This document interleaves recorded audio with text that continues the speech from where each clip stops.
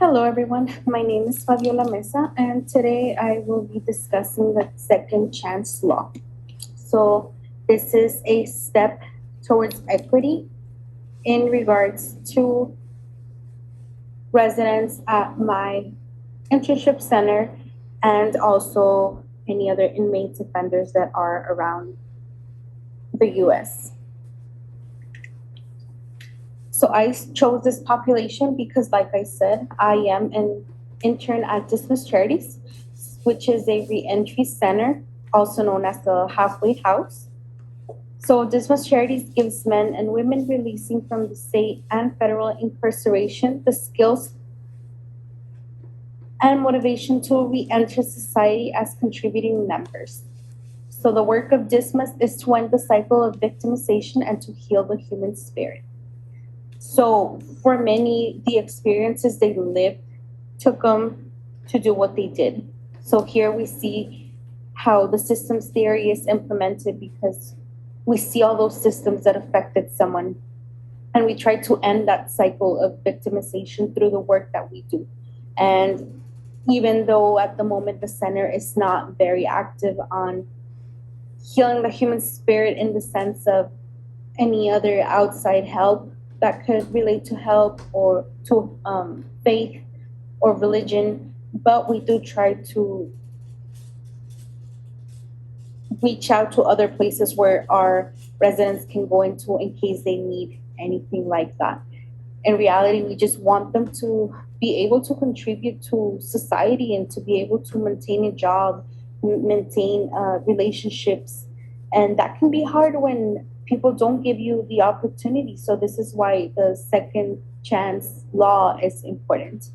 So, right now, we are dealing with the Bureau of Prisons. So, I'm going to call them residents because that's how we call them at the internship. But residents basically means inmates as they haven't finished their whole sentence.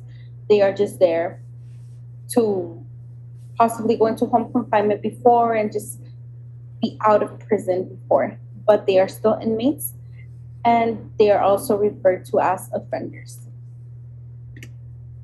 So, what is the second chance law? This was House Bill 3016. It passed in 2017 and it took effect in 2018. So, this is a retroactive law. Basically, you can use it from, for a conviction that you had years before 2017 or 2018. That's not a problem with this. So it provides low-level offenders that do not have a violent offense a chance to have a clean record. So having a clean record is extremely important for them because they sometimes are not able to get certain jobs because of that record. And a reminder here, the second chance law is basically for low-level offenders. So this is nothing very extreme. So no murder, no nothing like that. Um, so this allows for offenders to not be punished for their crime continuously. So this is basically like people will punish you for what you did years ago, even when you were a juvenile. You had this low level offense, and you keep getting punished for it throughout your life because employers don't want to hire you because people don't see you the same because of that background. So this would allow for them to have a second chance at living their life to the fullest. So this would be so that non-disclosure of criminal history, record information, so that their criminal history is not part of that record. So who is eligible for this? This would be for first-time offenders that are non-violent and who are likely to not repeat the offense or any offense at all, for that matter. This also applies for DWIs. This is if it was your first DWI offense. It has to be a misdemeanor, not a felony. And no one could have been injured by the offender. So if you injured someone, that automatically makes you ineligible. And your blood alcohol concentration has to be of 0.14% or less at the time of the arrest. So if it's any higher, once again, you are ineligible for it. And you have to already have paid all your fines, costs, and any order restitution. So how does equity and inclusion come in? So reading the Winters article, we see that achieving an inclusive culture requires deliberate examination of all aspects of the organization and willingness to make changes to reduce the potential for bias that favors the dominant. So basically, in this case, people who don't have a criminal background would be the dominant group. We have these positions usually of power, and we get to decide who gets the job, and we get to decide and oversee how a company gets run. And sometimes when you are looking through applications, you may feel like this is not the type of person that you want at your place. And because you are the dominant group and you rule and you have that power, you are not inclusive of all the people that need a job and that they are qualified to have this job. So inclusion or exclusion involves the day-to-day experiences that individuals have with their managers and peers. So this could also be that because you get to see that offense, you don't really associate with this individual. So this offender could be working, but you mistreat them. You don't allow them to be with you. So this is when workers' rights are important to bring up in conversation with our residents, offenders, inmates, because we want them to know that they do have a choice and they need to be treated with respect regardless of their background. So this could also influence how they get treated at work in those day-to-day experiences. Winters also mentioned that inclusion requires individuals to become culturally competent. So we want individuals to be open-minded and to learn about the different aspects of, what it is to be incarcerated, or, just to not be judgmental and just have meaningful interactions with these individuals so that you can learn from them. They are no different than any of us. They are human and they deserve respect. They deserve to be included, and they deserve to be not treated equally, because we don't want equality. We want equity. We want to be given, the help that we need to be at a certain point. Not everyone needs the same exact help that these individuals need. So what is Ban the Box? This is basically what I am looking for in regards to what can be done that can be helpful. So some states already do this and they implement it. So this prevents employers from asking in their applications questions such as, have you ever been convicted of a crime? Yes or no.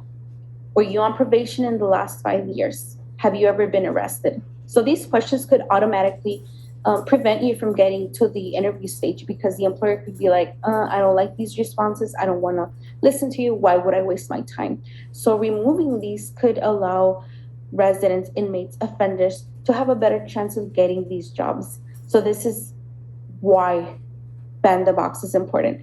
We don't want them to be given something. That's not what we're asking while working with this population. We just want them to get the chance of being heard. This will allow for them to get an interview, because, without this, sometimes their applications will get tossed right from the beginning. Their name won't be even read if these boxes, these questions are answered in a negative way, which would be acknowledging that they were convicted of a crime, that they were on probation, that they have been arrested. So why do we need this? According to Not Just a Job Will Do, a study on employment characteristics and recidivism risk after release, we see that stable employment and jobs with higher occupational levels could reduce crime rates among high-risk offenders. Thinking about this, it makes so much sense. We want our offenders to have jobs that keep them occupied. We want them to have something to do. So at the facility, it is extremely important for us to find those jobs for them. We don't want them to be sitting around all day. Many times, drugs were the problem. Many times, they had to steal. They had to do these side jobs to be able to buy their drugs, to be able to keep that substance abuse. So if we keep them occupied with, higher occupational level jobs, we could reduce them from going back to the crimes. Why? Because they don't have the time for that substance abuse. They don't have the time to be doing other things.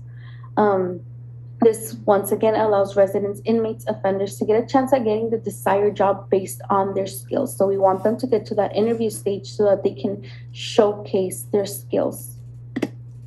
So my proposal would be basically, I would love for every single state, every single city to be able to implement the ban the box. Residents, inmates, offenders should be given the chance of a fair, non-judgmental, non-biased interview. So that's what we want. Once again, we want them to get to that interview stage so that they can showcase themselves, they can show that they have the skills and that they are just perfect for the job. Um, for individuals with a public safety factor. So these are individuals that are under PSF when you look at them at the BOP site. Um, Basically, this background could be that they robbed the bank. Um, it's for robbery, it's for sexual abuse, it's for um, sexual misconduct, pornography, anything related to that. So it is understandable that if you are a PSF, maybe, that probably would disqualify you from giving jobs. And maybe that was your background and you want to go back. But with that PSF, it could be that, it's not possible. And we want to prevent both parties from wasting their time as well. So how can we do that? How can we provide both the opportunity, but also not make them waste their time when we know that they are not going to get this job? For example, if you sexually abuse a child, how could they hire you again at a school? That's possibly not going to happen. And I would doubt someone would even try to get that job if they had that background, but you never know.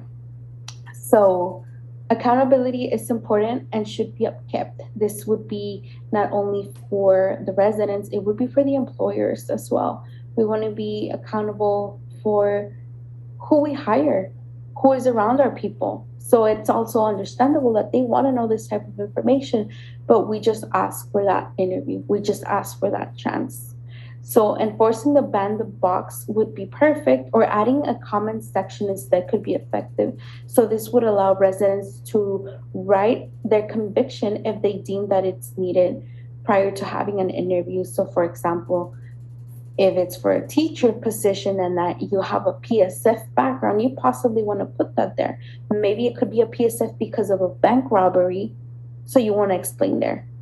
I have a PSF due to bank robbery when I was a teenager, or just depending, giving offenders, residents, inmates that choice for them to make if they want to put it there. Or if there is a job that does not take any type of PSF background individuals, then they should have possibly a box that says, are you a PSF? Then you could be yes, no, and that could automatically disqualify you. And that's fine. Nobody will lose their time. But once again, residents, their background, it doesn't define them. Not everyone did atrocious crimes. Sometimes it was just a young, being young and doing things that you regret now. So they should also be given the chance to be able to provide for their families and for themselves. Once again, so that they don't go back to that cycle. Looking at the systems theory, it's of extreme importance in this case. So these are my references, and thank you for being here.